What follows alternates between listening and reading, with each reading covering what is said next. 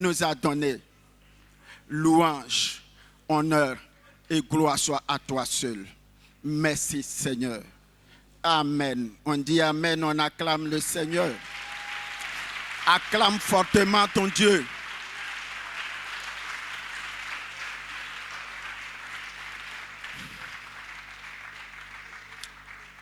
Le Seigneur nous bénisse et que sa grâce soit sur nous et que nous voyons sa gloire dans nos vies.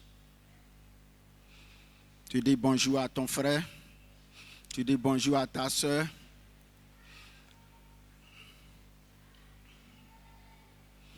Soyez bénis. Nous allons donc prendre nos Bibles. Nous allons aller dans le livre des Actes. Non, on va d'abord aller dans le livre de Marc. On va dans le livre de Marc, chapitre 16. Et je vais lire du verset 15 au verset 19. Je lis la parole de Dieu. Puis il leur dit, c'est Jésus qui parle, allez partout le monde, prêchez la bonne nouvelle à toute la création. Celui qui croira sera baptisé, sera sauvé, mais celui qui ne croira pas sera condamné. Voici les miracles qui accompagneront ceux qui auront cru. En mon nom, ils chasseront des démons, ils parleront de nouvelles langues, ils saisiront des serpents, s'ils boivent quelques breuvages mortels, il ne leur fera point de mal. Ils imposeront les mains aux malades et les malades seront guéris. Le Seigneur, après leur avoir parlé, fut enlevé au ciel et s'assit à la droite de Dieu. Nous allons lire le deuxième texte dans Acte 1.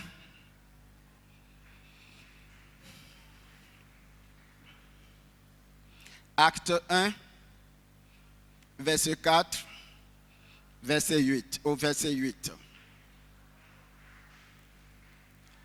Comme il se trouvait avec eux, il leur recommanda de ne pas s'éloigner de Jérusalem, mais d'attendre ce que le Père avait promis, ce que je vous ai annoncé, leur dit-il.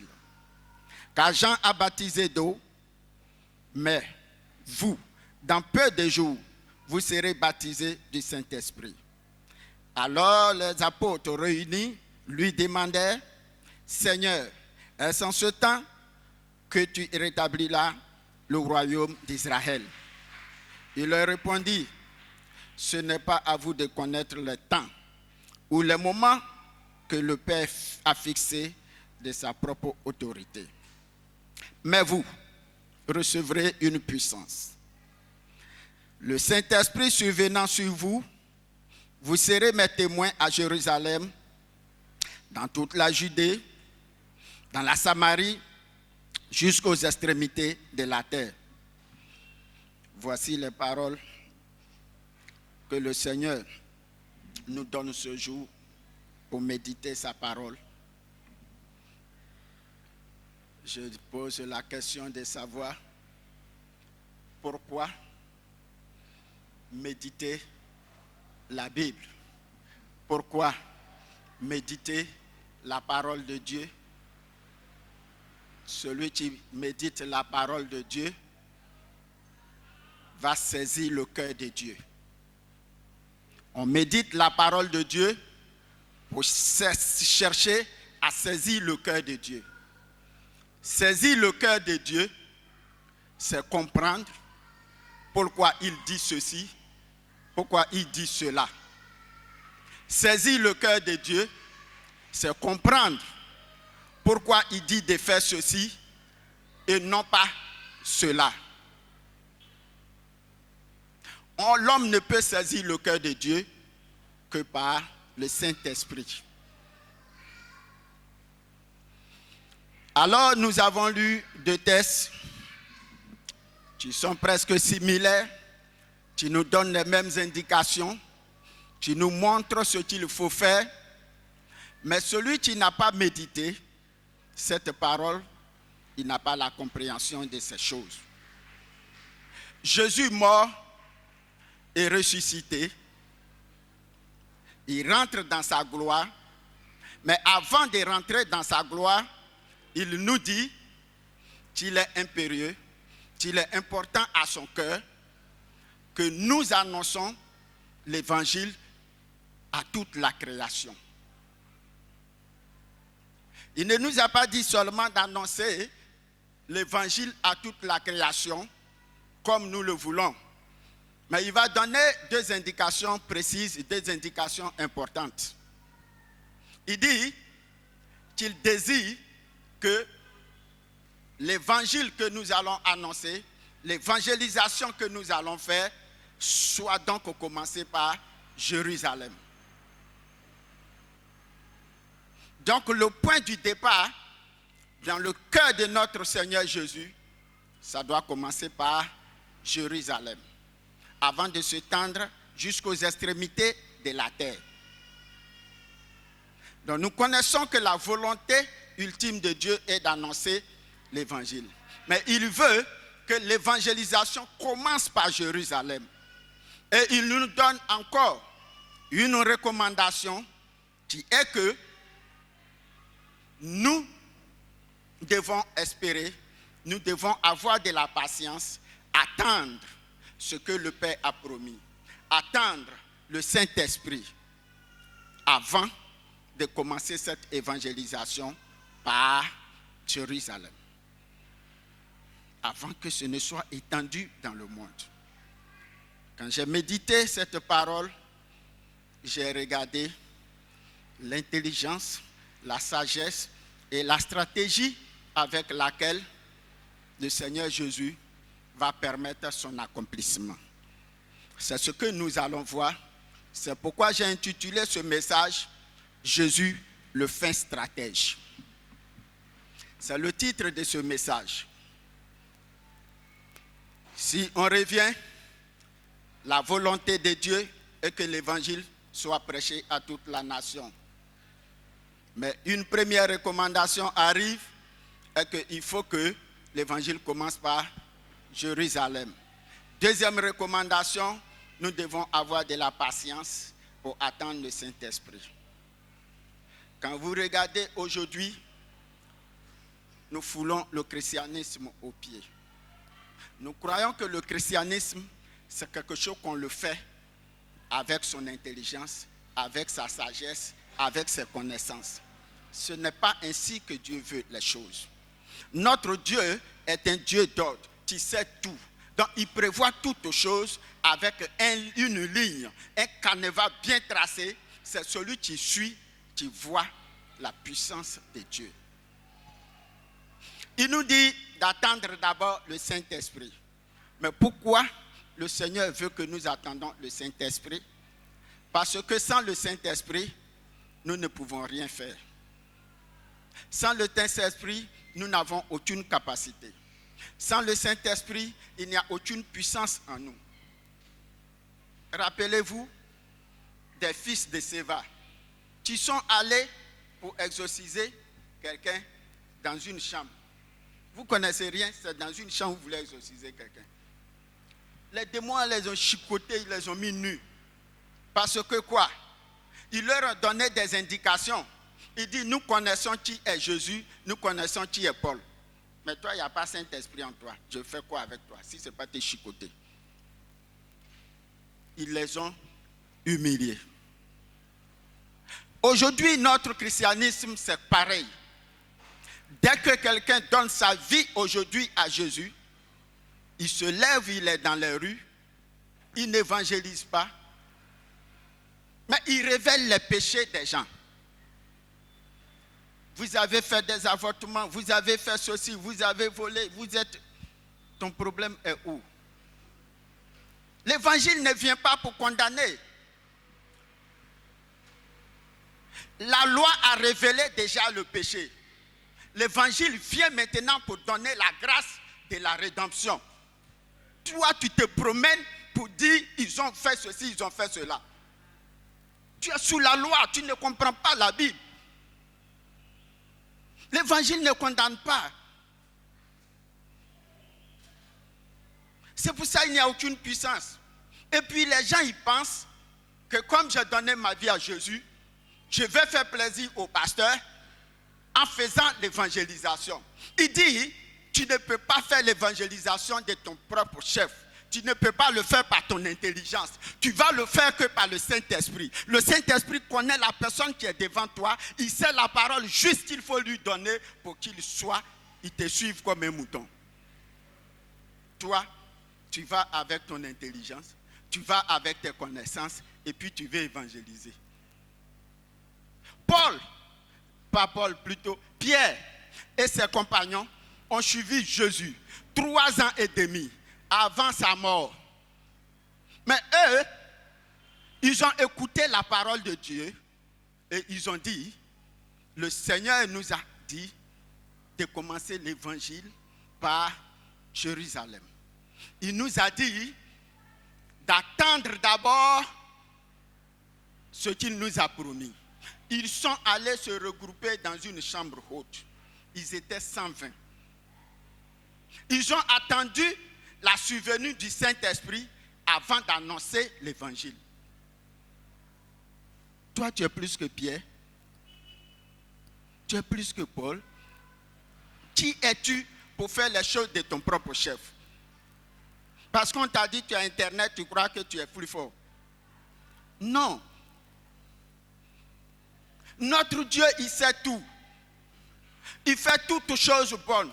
Il le fait selon un bon dessein et une programmation qu'il a lui-même établie. Nous allons voir maintenant comment il va faire pour que cette évangélisation commence par Jérusalem. Et comment il va faire pour que l'évangélisation touche le monde entier.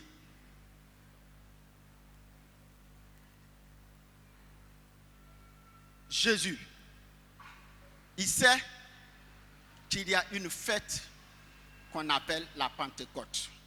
C'est lui-même qui l'a établie. Et cette fête de Pentecôte est une fête qui va attirer du monde. Cette fête de Pentecôte est une fête où on vient faire des sacrifices pour que l'année prochaine soit une année bénie, cette année soit une année bénie. Donc nous venons s'aimer pour le futur et pour le présent. Jésus sait que ce jour-là, il est impérieux de faire descendre le Saint-Esprit. Mais pourquoi il va le faire? Tout simplement, tous les Juifs qui sont dans le monde entier, qu'ils soient d'Europe, qu'ils soient d'Asie, qu'ils soient d'Afrique, les Juifs vont ce jour-là à Jérusalem. On peut voir ça dans Acte 2, verset 5. Tous les Juifs, ils vont à Jérusalem.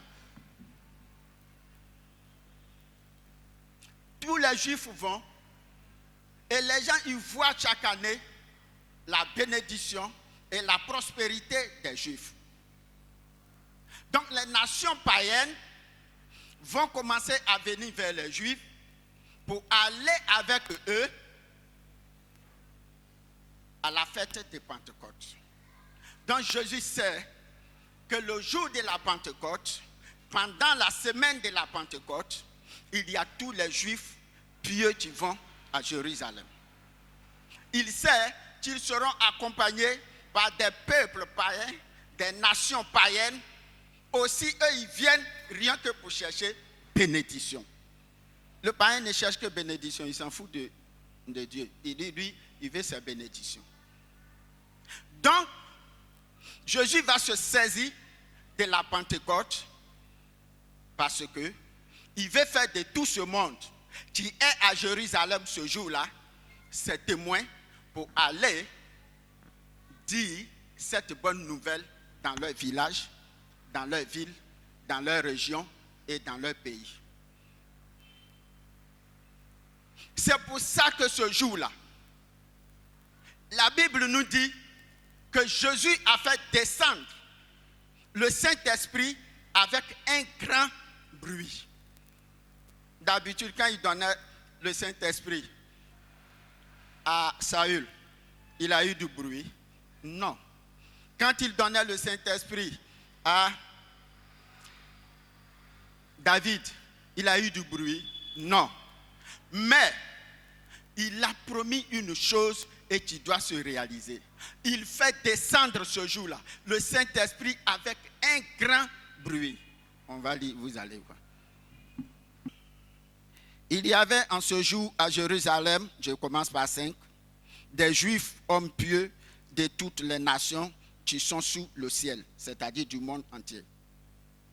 Au bruit qu'il eut, la multitude accourut et fut confondue parce que chacun les entendait parler dans sa propre langue. Mais pourquoi Jésus fait ça? Jésus sait que le bruit là va attirer des hommes. Quand nous venons les 31 ici, premier coup de fusée de pétales, nos oreilles sont là-bas, nos yeux sont dehors. Tout le reste que le prophète dit ici là, c'est 5% qui écoutent. On est dehors déjà, parce qu'on a annoncé la nouvelle année avec des pétards. C'est la même chose. L'homme aime ce qui est grossier. Donc Jésus fait descendre le Saint-Esprit avec un grand bruit. Et c'est le bruit là qui va faire accourir les gens vers Pierre et ses compagnons. Ils arrivent, le Saint-Esprit est merveilleux. Il sait que tout ce peuple qui est là, il y a diversité de peuples, il y a diversité de langues. Il le sait. Alors le Saint-Esprit va rentrer en Pierre et en ses compagnons, c'est-à-dire les 120 qui étaient à la chambre haute, et chacun va parler la langue maternelle de celui qui devrait les écouter. Donc du coup, ce jour-là, Jésus va parler pour que tout le monde comprenne. Parce que celui qui ne comprend pas l'évangile, il ne peut pas croire. Donc si tu es Djoula, tu te mets là, et puis celui qui parle Djoula parle à tes oreilles. Si tu es Gaulois, il te parle le Gaulois. Les Crétois les entendaient parler en crétois. Ils sont émerveillés. Ils sont stupéfaits. Ils se demandent, c'est quelle histoire ça? Ils se demandent, c'est quoi cette histoire? Pourquoi ils se posent la question de savoir pourquoi ils peuvent parler? Parce que tous ceux qui viennent à Jérusalem, dans ces temps, depuis 3 ans et demi, savaient que ceux qui suivaient Jésus, Pierre et ses compagnons, venaient d'une seule région qu'on appelait la Galilée. Donc, tous ceux qui suivaient Jésus étaient des Galiléens. Mais comment ils pouvaient parler des langues arabes, crétois, agnis, baoulés ou autres? Comment ils font? C'est le premier étonnement, c'est quelque chose qui va les émerveiller. Et ça va leur permettre d'étendre bien leurs oreilles, de se concentrer pour écouter le message de Dieu. Et la Bible dit ce jour-là, la prêche de Pierre a gagné 3000 âmes. Vous comprenez que ce n'est pas Pierre, le peureux là, qui a parlé. Parce que Pierre, c'est un peureux. Il y a une jeune fille, tu lui as dit, tu étais à Jésus, il a renié Jésus. Il dit, il n'a jamais vu Jésus. Une vieille femme aussi, même chose. Pierre a renié Jésus. Mais il a reçu l'esprit de grâce. Il a reçu l'esprit de Dieu. Il est devenu Dieu. Il peut annoncer donc l'évangile. Il n'a plus de peur. Il n'a plus rien à craindre. Il sait qu'il va parler et les gens vont écouter. C'est le Saint-Esprit qui a parlé en ces personnes-là. C'est pourquoi ce même jour-là, ils ont eu 3000 âmes. 3000 âmes. Vous voyez ce que le Saint-Esprit fait dans la vie de l'homme. Il a transformé Pierre le peureux en un homme courageux et puissant. Ces gens qui étaient cachés, qui se cachaient pour qu'on ne les tue pas, c'est eux maintenant qui se mettent au devant du peuple pour annoncer l'évangile. Mes frères et sœurs, l'évangile n'est pas une œuvre humaine. C'est une œuvre de Dieu. Jésus lui-même recommande que nous l'annoncions. Il nous donne la capacité pour le faire. Il nous donne les moyens pour le faire. Le moyen pour y arriver, c'est le Saint-Esprit. C'est l'un des grands bénéfices que la Pentecôte nous donne. C'est un grand bénéfice de la Pentecôte, le Saint-Esprit. Les gens, ils sont là. Mais si nous retournons dans le livre de Marc 15, Marc 16, verset 1, et verset 15 à 18, nous nous rendons compte que Jésus a dit, ceux qui auront cru, ils seront sauvés. 3000 âmes ont cru. Et il dit encore, voici les miracles qui les accompagneront. Nous voulons réaliser des miracles. Nous voulons guérir des malades de nous-mêmes. Ça ne se fait pas. Ils disent quand le Saint-Esprit viendra, alors tu auras la capacité, la puissance de pouvoir annoncer l'évangile avec puissance. Alors tu auras la capacité de guérir les malades, de proclamer la bénédiction, de chasser les esprits impurs. Les gens, les Pierre et autres, ils suivent cette recommandation sans regarder à gauche, sans regarder à droite. Leur esprit ne vit plus, leur intelligence ne vit plus. Ils laissent le Saint-Esprit les conduire. Ils ont eu 3000 âmes. 3000 âmes sont sauvées. Mais les gens n'ont pas compris le premier miracle qui est trop spirituel que Jésus, le Saint-Esprit a parlé au travers de 120 personnes.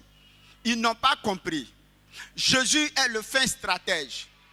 Il est l'intelligence au-dessus de toute intelligence.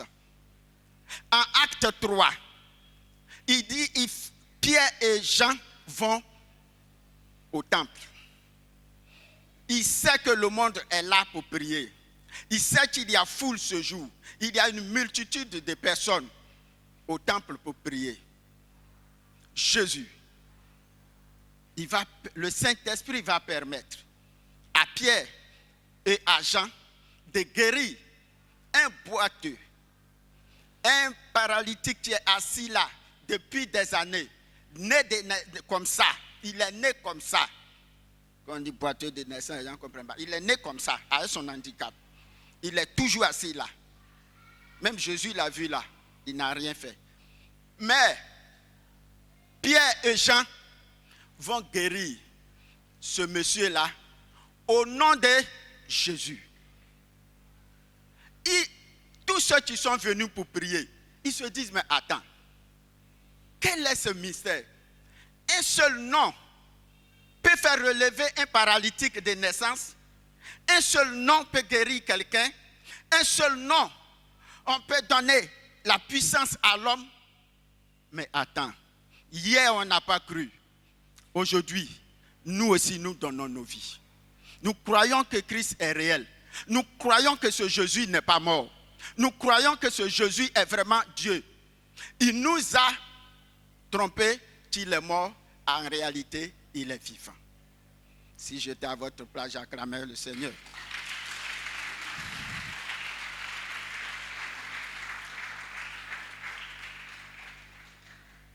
Voyez la stratégie de Dieu.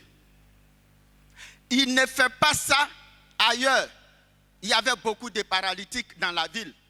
Mais pourquoi il choisit celui qui est assis au temple pour que les gens voient? pour qu'ils partent raconter, pour qu'ils soient des témoins de la puissance de Jésus. Jésus, c'est le fin stratège. Ce miracle-là a renforcé non seulement la foi de ceux qui ont cru, mais a donné la capacité aux autres de libérer leur cœur pour croire que Jésus est capable de tout faire. Et qu'en son nom, on peut changer, on peut quitter de la malédiction à la bénédiction. On peut quitter de la maladie à la guérison. Et qu'en son nom, les stériles peuvent enfanter. La puissance est là. Les gens sont étonnés. Ils regardent, ils interprètent, mais ils ne comprennent pas parce que ça dépasse leur intelligence. Jean et Jésus ont fait leur part. Maintenant, ce sont eux, les diacres et autres, comme les Philippe, qui vont aller faire des miracles. Ils ne sont que diacres. Ils sont pas, Philippe n'est pas apôtre, il est diacre. Il va faire les mêmes miracles. Tous ceux qui étaient à la chambre haute, ils vont et font des miracles.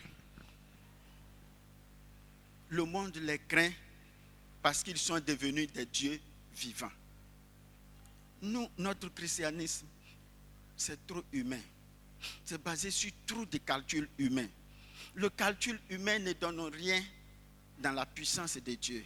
Il dit, c'est lorsque vous êtes faible, c'est lorsque vous ne pouvez rien faire, que ma grâce s'accomplit puissamment dans vos vies. Mais nous, on n'est pas conscient de ça.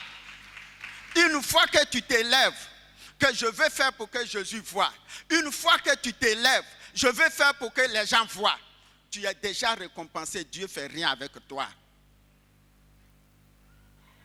Sois faible pour que la puissance de Dieu te relève. On ne veut pas croire en ça. Jésus ne s'arrête pas à ça. L'évangile est prêché avec puissance. Les morts ressuscitent. Les aveugles voient. Les sourds entendent. Les stériles enfantent. Mais Jésus dit, ce n'est pas encore suffisant. Il y a un homme dans la ville. Il s'appelle Paul de Tarse.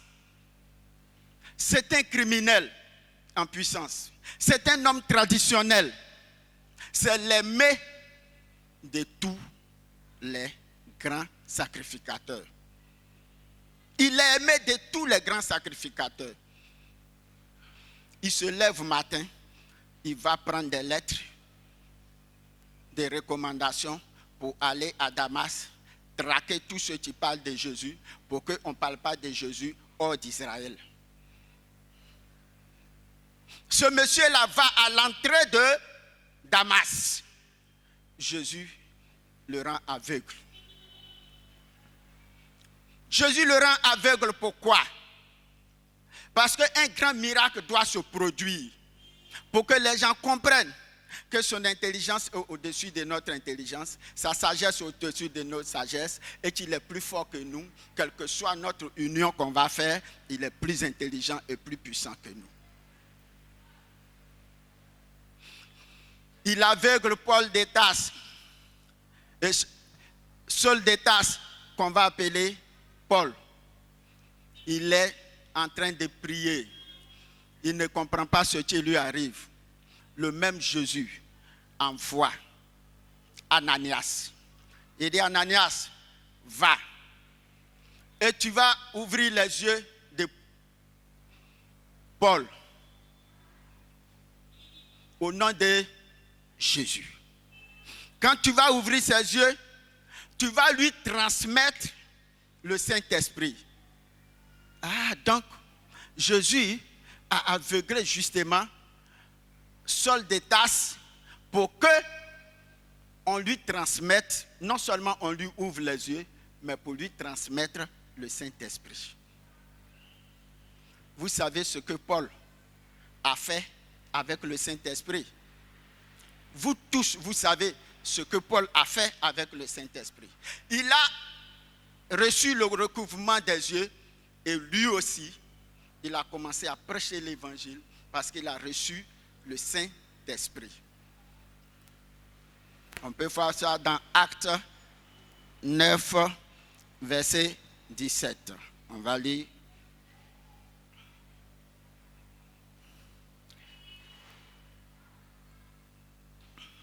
Acte 9, verset 17. Ananias sortit, et lorsqu'il fut arrivé dans la maison, il imposa les mains à Saul en disant: Saul, mon frère, le Seigneur Jésus, qui t'est apparu sur le chemin par lequel tu venais, m'a envoyé pour que tu recouvres la vue et que tu sois rempli du Saint-Esprit. Vous comprenez? C'est à partir de ce moment que Paul va commencer ce ministère, parce que lui aussi, il a reçu le Saint-Esprit. Nous croyons que on va aller évangéliser. Donc, comme nous pensons que c'est par notre intelligence, quand tu vas dans une église et qu'on te dit, va, tu vas annoncer l'évangile, tu dis, moi, je ne peux pas, parce que j'ai honte. Je ne peux pas, parce que je suis mal habillé. Je ne peux pas, parce que j'ai telle chose qui me fait bizarre. Je ne peux pas, parce que je ne sais pas parler. Ce n'est pas toi qui vas parler. C'est le Saint-Esprit qui va mettre les paroles dans ta bouche. Ce n'est pas toi qui vas décider de qui il faut aborder, mais Jésus connaît la multitude des personnes qui passent. Le Saint-Esprit va te montrer celui qu'il faut aborder pour lui parler, parce qu'il a déjà disposé à ta faveur. C'est ça qu'il nous dit. Il ne veut pas qu'on fasse les choses selon nous-mêmes. Nous ne serons jamais capables. Nous ne serons jamais capables. Nous ne pouvons pas. L'évangile, c'est quelque chose qui tient au cœur du Seigneur. Tu es chrétien, tu n'annonces pas l'évangile, tu ne fais pas d'évangélisation. Tu n'as pas encore commencé ta vie chrétienne. Tu n'as pas commencé. Donc les miracles aussi ne peuvent pas suivre. Ta bouche est bloquée parce qu'il faut commencer par le départ. Pour annoncer aussi, il te dit, il faut que tu sois rempli d'abord du Saint-Esprit. On ne peut pas faire autrement. Notre monde est comme ça parce que Dieu l'a établi comme ça. Le monde chrétien, c'est sur des valeurs qu'on marche et que les miracles arrivent. Sans ces valeurs, sans ces obéissances, on ne peut pas voir des miracles dans nos vies. C'est vraiment vrai. Vous savez, aujourd'hui, on a l'impression que le Saint-Esprit n'est pas puissant. C'est ce qu'on se dit. Mais depuis que je viens à l'église, le prophète me dit, le pasteur me dit, j'ai le Saint-Esprit et pourtant je ne peux rien faire. Je n'ai jamais rien opéré comme quelque chose de bon. Mes prières ne sont pas exaucées. Pourquoi tes prières ne sont pas exaucées? C'est le même Saint-Esprit qui est descendu au jour de la Pentecôte, que Pierre a pris pour gagner 3000 âmes, a pris pour ressusciter les morts, a pris pour guérir les paralytiques. C'est le même Saint-Esprit qui est là aujourd'hui. Il a la même puissance. Il ne change pas de nature. Il est le même.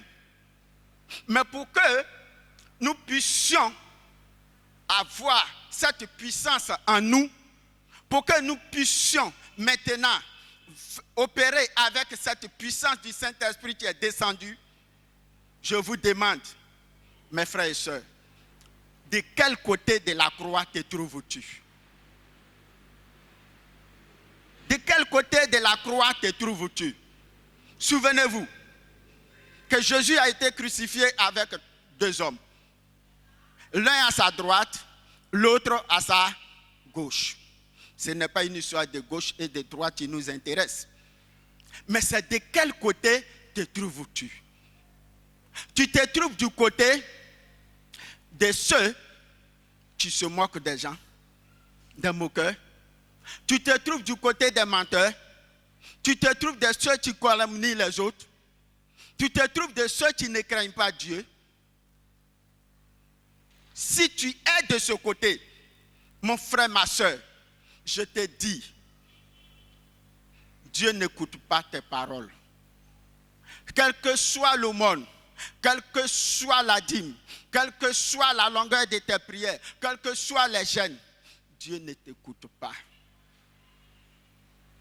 Dieu ne fait rien avec tes jeûnes. Il ne fait rien avec tes prières. Il ne fait rien de toi. Si tu veux, jeûne 365 jours sur 365. Dieu ne fera rien avec. Pleure, Dieu ne fera rien avec. De quel côté de la croix tu te trouves? Examinons nos vies pour voir de quel côté nous nous trouvons. De quel côté? Est-ce que tu te trouves du côté de ceux qui craignent Dieu? Est-ce que tu te trouves du côté de ceux qui disent que Dieu a fait toutes choses bonnes? Est-ce que tu te trouves du côté de ceux qui disent Dieu est dans l'autre, je dois l'aimer? Si j'aime Dieu, je dois aimer celui en qui Dieu est. Est-ce que tu te trouves du côté de ceux qui regardent l'autre comme l'image de Dieu pour l'aimer tel qu'il est? Parce que souvent Dieu fait des hommes tels qu'ils sont pour qu'ils soient un piège pour nous qui jugeons, qui analysons et qui décortiquons. C'est ce que tu veux.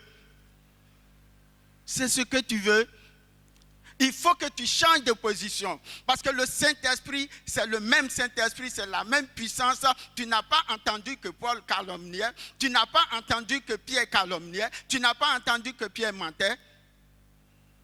C'est pour ça. Ils étaient ce qu'ils étaient. C'est pour ça qu'aujourd'hui, nous continuons de les citer. Nous, c'est de quel côté chacun de nous se trouve. On doit s'interroger et chercher à comprendre si vraiment nous sommes du bon côté, là où il fallait être, pour comprendre que le Christ, il a fait toutes choses bonnes. Et que l'autre qui est là, s'il est bizarre comme ça, Dieu l'a fait ainsi pour qu'il soit un piège pour moi, que je me méfie de ne point le juger. Nous allons voir ça dans Luc 23. Luc 23.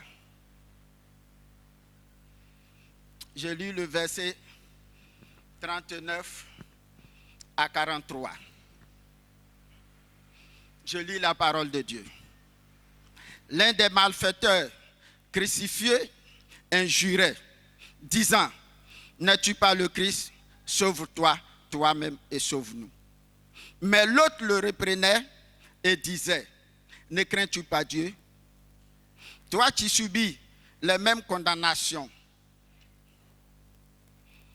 Pour nous, c'est justice, car nous recevons ce qu'on mérite nos crimes, ce qu'ont mérité nos crimes. Mais celui-ci n'a rien fait de mal. Il dit, Seigneur, il dit au Seigneur Jésus, souviens-toi de moi quand tu viendras dans ton règne. Jésus lui répondit, je te le dis en vérité, aujourd'hui, tu seras avec moi dans le paradis. Lisez encore et méditez. Regardez si celui qui calomniait, si celui qui injurait, celui qui ne craignait pas Dieu, est-ce que Jésus l'a répondu? Je veux votre réponse à vous-même. Est-ce que Jésus l'a répondu? C'est la même chose. Si nous sommes des calomnieurs, si nous sommes des calomniateurs, si nous sommes des menteurs, si nous ne connaissons pas qui est Jésus, il n'écoutera pas nos prières. Va donner toutes les offrandes que tu vas faire. Il ne fera rien de ça. Dieu n'est pas dans ça. Mais l'autre, regardez ce qu'il a fait. Il a dit que lui, il mérite le crime qu'on le pende à la croix. Il mérite parce qu'il a fait quelque chose, le résultat c'est de la pendaison. Jésus lui dit, toi je te réponds, je te promets qu'on va inaugurer le paradis aujourd'hui. Regardez un brigand, c'est lui qui a inauguré le paradis avec Jésus. Il a oublié toutes ses méchancetés. Il a posé aux pieds de Jésus toutes ses méchancetés. Et il a reconnu la sainteté de Jésus. Il a reconnu la grandeur de Jésus. Il a reconnu que Jésus est Dieu. Mais il n'a pas seulement fait ça. Il a dit à l'autre, tu n'es pas bon. tu es sur la mauvaise pente. La voie que tu as prise n'est pas la bonne voie. Ce n'est pas moi qui le dis, c'est la Bible qui le dit. Je voudrais que chacun de vous parte méditer sur cette prêche de ce jour et qu'il dise à son cœur, assez est trop, le temps est arrivé pour que j'aie la conversion. Je veux une conversion réelle. Parce que sans le Saint-Esprit, tu n'as pas de salut, tu n'as pas de conversion. Rien de bon ne peut être produit en toi. Si tu veux, il faut pratiquer la sagesse des hommes. Ça a des limites. Tout ce que l'homme fait a des limites. Mais ce que Dieu fait est sans limite. Que le Seigneur nous bénisse.